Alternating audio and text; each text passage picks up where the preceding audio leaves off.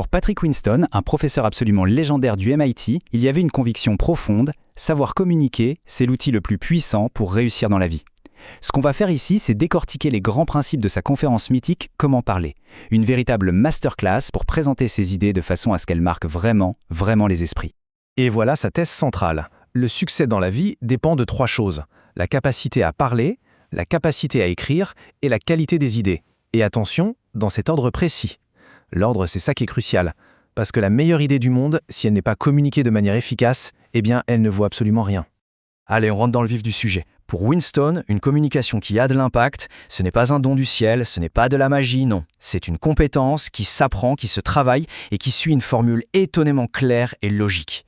Et cette formule, la voilà. Succès est égal à K plus P plus T. Le K, c'est pour knowledge, la connaissance, la technique. Le P, c'est pour practice, la pratique, l'entraînement. Et regardez bien, le T pour le talent, il est tout petit, tout minuscule. Le message est on ne peut plus clair. La connaissance et la pratique écrasent de très loin un quelconque talent inné. Pour bien illustrer ça, Winston raconte une anecdote géniale. Un jour, il a vu Mary-Lou Retton, la fameuse gymnaste olympique aux notes parfaites, en train de skier pour la toute première fois.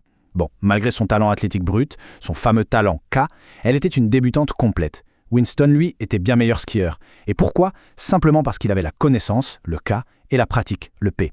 C'est la preuve éclatante que la méthode et le travail, ça l'emporte toujours sur le talent seul. Ok, passons maintenant à un point absolument essentiel. Comment on commence et comment on finit une présentation? Ce sont les 2 moments les plus critiques. Et pourtant, c'est souvent là que la plupart des gens font des erreurs qui plombent complètement leur message. Alors, à gauche, l'erreur classique, commencer par une blague qui souvent tombe à plat et finir par un petit merci un peu timide. À droite, la méthode Winston, et ça change tout. On démarre avec une promesse de compétence, en gros, on dit à l'audience ce qu'elle sera capable de faire ou de comprendre à la fin de l'exposé. Et pour finir, pas de merci, mais un salut. C'est un signe de respect et de confiance qui renforce l'impact final au lieu de le diluer. Une bonne présentation, ce n'est pas seulement une question de mots. Les outils qu'on choisit de prendre ou de ne pas prendre jouent un rôle énorme. Et vous allez voir, parfois, les outils les plus simples sont de loin les plus efficaces. Prenez un outil qu'on pourrait croire complètement dépassé, le tableau noir. Pourquoi est-il si puissant? D'abord, sa qualité graphique est dynamique. On peut construire une explication visuellement, en direct. Ensuite, la vitesse à laquelle on écrit correspond assez naturellement au rythme auquel le cerveau absorbe les idées. Et enfin, c'est une cible. Ça donne un but aux mains et ça évite les tics nerveux comme de mettre les mains dans ses poches.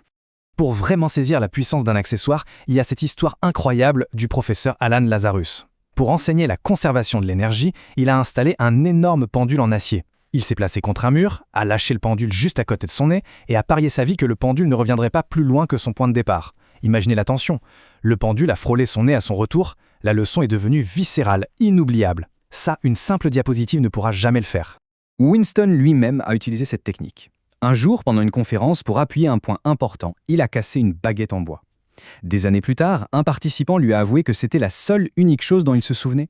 C'est la preuve qu'un accessoire, quand il est bien utilisé, peut créer un souvenir indélébile. Bon, maintenant, parlons de l'outil le plus utilisé et aussi le plus maltraité de tous, les diapositives. Winston ne mâche pas ses mots, il parle des crimes des mauvaises présentations. Et voilà le crime numéro 1, le plus courant, le plus grave, mettre trop de mots. C'est très simple. Quand une diapositive est bourrée de texte, les gens se mettent à lire. Et quand on lit, on n'écoute plus. Ça crée un conflit dans le cerveau et l'orateur devient une simple distraction, une sorte de bande-son un peu gênante. Winston avait une réplique parfaite pour les techniciens audiovisuels qui voulaient toujours baisser les lumières, soi-disant pour qu'on voit mieux les diapos. Il leur disait « Il est extrêmement difficile de voir des diapositives à travers des paupières closes. Une salle sombre, c'est une invitation à piquer un somme, pas à rester attentif. » Le deuxième crime, la danse du pointeur laser. Ah, ce petit point rouge qui s'agite dans tous les sens sur l'écran. Non seulement c'est une distraction visuelle qui est juste insupportable, mais en plus, ça force la personne qui parle à tourner le dos à son public, à perdre ce contexte visuel qui est si précieux. Et la preuve ultime de ce fiasco, elle vient d'une expérience de Winston. Après avoir fait une présentation avec des diapos volontairement surchargés de texte, un étudiant lui a fait ce commentaire, qui est juste terrible. « J'aurais aimé que vous ne parliez pas autant. C'était une distraction. » C'est dingue, non? Quand les diapos sont mauvaises, la parole de l'orateur devient le problème. Tout ça nous amène à une question très pratique. Au fond, c'est quoi la taille de police minimale pour qu'un texte sur une diapo soit vraiment lisible? Et là, la règle de Winston est simple comme bonjour. Une police de 40 ou 50 points, c'est un bon minimum. Et ce n'est pas seulement une question de lisibilité, c'est aussi parce que ça force à être concis, à ne garder que l'essentiel et donc à ne pas commettre ce fameux crime numéro 1, mettre trop de mots. D'accord, on a vu ce qu'il ne faut pas faire, mais alors comment on fait pour que les idées restent bien ancrées dans la tête des gens, bien après la fin de la présentation?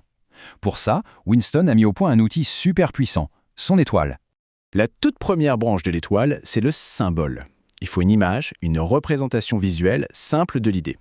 Pour sa propre thèse de doctorat, Winston Yole a utilisé l'image d'une arche en pierre. C'est simple, c'est facile à mémoriser et ça ancre le concept dans l'esprit. Deuxièmement, le slogan. C'est une phrase courte, percutante, qui résume l'idée. Dans son cas, c'était l'apprentissage en un seul essai. C'est une sorte de poignée verbale, quelque chose de facile à attraper, à retenir et à répéter. Le troisième point, c'est la surprise. Il faut un élément contre-intuitif, quelque chose qui va vraiment capter l'attention. L'idée qu'une machine puisse apprendre à partir d'un seul exemple, et non pas de millions, c'était totalement surprenant à l'époque. Et ça rendait le concept immédiatement fascinant. Quatrièmement, l'idée saillante. Et là, attention, ce n'est pas forcément l'idée la plus importante. C'est l'idée qui ressort le plus, celle qui est la plus collante, la plus mémorable.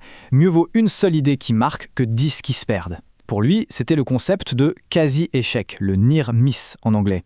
Et enfin, la cinquième et dernière branche, celle qui va tout lier ensemble, l'histoire. Le récit qui explique comment ça a été fait, comment ça fonctionne, et surtout pourquoi c'est important.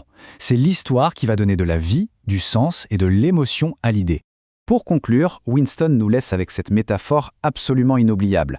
Vos idées sont comme vos enfants. Vous ne voulez pas qu'elles aillent dans le monde vêtues de haillons. C'est une idée puissante qui nous rappelle une chose essentielle. Il faut présenter nos idées avec tout le soin, toute la préparation et tout le respect qu'elles méritent vraiment.